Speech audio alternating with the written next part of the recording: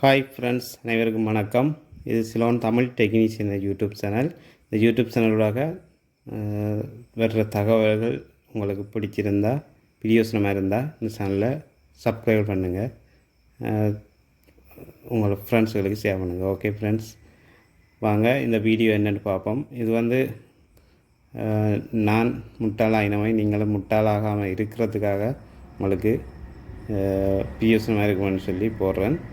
இது ஃபேஸ்புக்கில் நான் பார்த்த ஒரு விளம்பரம். அதாவது லேசர் லைட்டு ஒன்று தேவையாக இருந்தது. அதுக்கு ஃபேஸ்புக்கில் பார்த்து ஒரு ஆர்டர் ஒன்று போட்டேன். நான் ஆர்டர் போட்டு 2ஆம் நாள் ஃபோன் பண்ணி கன்ஃபார்ம் பண்ணாங்க ஆர்டர் போட்டாண்டு. நானும் ஆன்சர் பண்ணி ஓமன்னு சொன்னேன். பிறகு ஒரு 4ஆம் நாள் திரும்பவும் கால் வந்தது. அட்ரஸை கன்ஃபார்ம் பண்ணாங்க. நானும் அட்ரஸை கன்ஃபார்ம் பண்ணேன். இப்போ 5ஆம் நாள் ஒரு கால் வந்தது. உங்களோட டெலிவரி வந்திருக்குன்னு சொல்லி, நீங்கள் ஆர்டர் போட்டது டெலிவரி வந்திருக்குது, உங்களை வீட்டுக்கு முன்னுக்கு தான் நிற்கிறேன்னு சொல்லி கூப்பிட்டாங்க. சரி, வீட்டுக்கு முன்னுக்கு இல்லை, ஒரு 50 மீட்டர் தள்ளி தான் இல்லை. நாங்கள் வீட்டுக்கு முன்னுக்கு வர சொன்னால் வேற இல்லாண்டார். உங்களோட பார்சல் வந்திருக்குது, காசை தந்துட்டு பார்சலை வண்டிட்டு போங்கன்னு சொல்லி சொன்னார். அவர் வீட்டுக்கு முன்னுக்கு வர்றதுக்கு வர்ற நோக்கம் இல்லை, வரக்கூடியமாய் அவர் இல்லை. அப்போ அது எங்களுக்கு ஒரு சின்ன டவுட் இருந்தது. ஏன்னா நான் இது ஃபேஸ்புக்கில் ஆர்டர் பண்ணதால் இந்த வேண்ட இதை கன்ஃபார்ம் பண்ணி சரியானு பார்த்து எடுக்கணும் என்று தான் அவரை வீட்டுக்கு முன்னுக்கு வர சொன்னாங்க, வேறு இல்லை.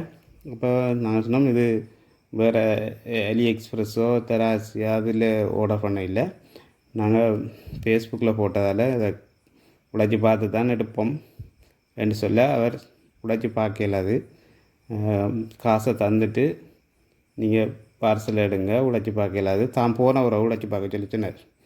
இல்லை அப்படி பார்க்கலாது என்று சொல்ல அவர் கேட்குமா இல்லை.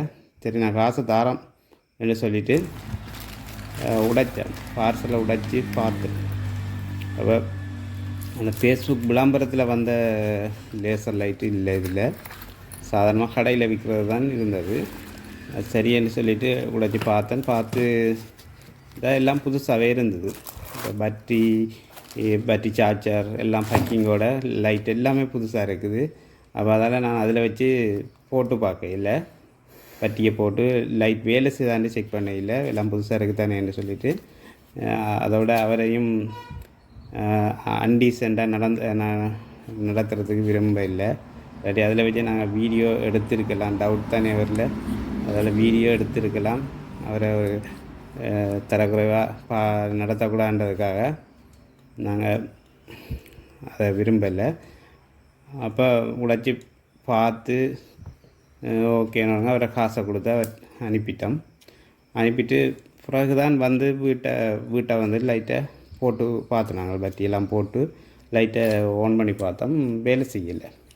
சில பட்டியில் கரண்ட் இல்லாமல் இருக்குமோ என்ற ஒரு டவுட் இருந்தது. என்று ஒரு மீட்டரில் செக் பண்ணி பார்த்தோம், அது 4 வோல்டேஜ் இருந்தது. பட்டியில் உள்ள கரண்ட் சரியாக இருந்தும் லைட் வேலை செய்யலை. அப்போ கீ இருந்தது, கீயெலாம் அது சுவிட்சை ஆன் பண்ணி ஓஃப் பண்ணுறது. அப்போ கீயை போட்டும் ஆன் பண்ணி பார்த்துனாங்க.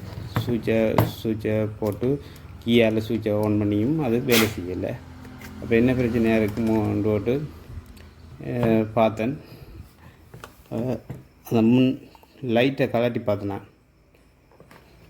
பல்ப் இருக்கிற பக்கத்தை கலட்டி பார்க்கும்போது அதில் பல்பை காண இல்லை, லைட்டில் பல்ப் இல்லை.